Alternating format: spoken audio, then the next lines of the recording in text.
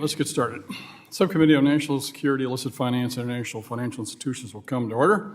Without objection, the chair is authorized to declare recess of the committee at any time. This hearing is entitled International Financial Institutions in an Area of Great Power Competition. Without objection, all members will have 5 legislative days within which to submit extraneous materials to the chair for inclusion in the record. I now recognize myself for 4 minutes to give an opening statement. First, thank you to our witnesses for being here today. You offer a wide and deep expertise on international financial institutions and global economics, and we look forward to your insights.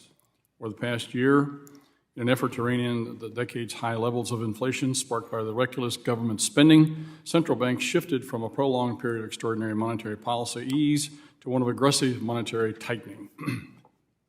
The Reserve, the European Central Bank, and the Bank of England all increased interest rates at the fastest pace in decades, while also withdrawing liquidity by not rolling over a meaningful part of their large bond portfolios. One consequence has been that 60% of low-income countries now face debt distress, meaning that there is a risk they may be unable to meet their financial obligations without debt restructuring or debt forgiveness, especially as global economic growth slows. This perilous international economic situation makes today's hearing especially timely and relevant. The international financial institutions were established after the Second World War to address global economic challenges, both to help cultivate economic growth and, in the case of the IMF, be the world's financial crisis firefighter. However, many now question whether these organizations remain up to or even focused on their core responsibilities.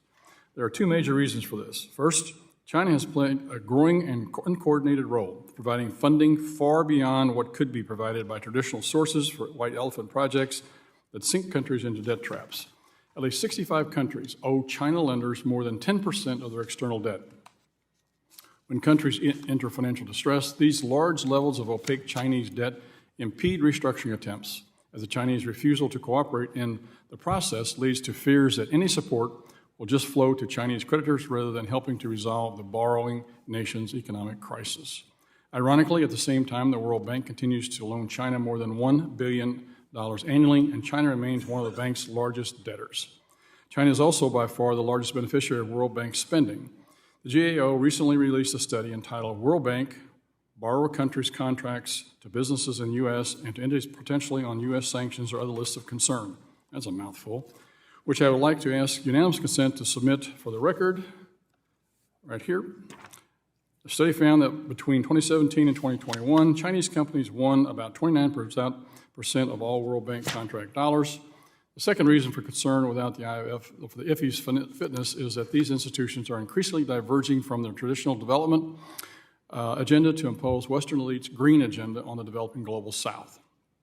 Nowhere is that neo-colonial effort more clear than in the vital area of energy, where institutions like the World Bank will fund neither nuclear power, the cleanest, most productive zero-emission source, nor natural gas, the incremental improvement from coal or wood that allowed our country to reduce emissions more than any other country in the world. This, even as the European nations scour the African continent for alternatives to Russian gas for themselves, while hypocritically denying these very countries financing for our natural gas projects. In the meantime, because developing nations are demanding nuclear, gas, and mining projects that the bank sanctimoniously refuses to consider, Russia and China fill the gap, setting standards and establishing long-term relationships, even as the European countries and the Biden administration pat themselves on the back for their own green purity. In its budget request for fiscal year 2024, the Biden administration sought a 70% increase for IFES, largely to fund this counterproductive green agenda. This Congress needs to take a hard look at how such an investment would possibly help hardworking American taxpayers, whether it would instead help Russia or China.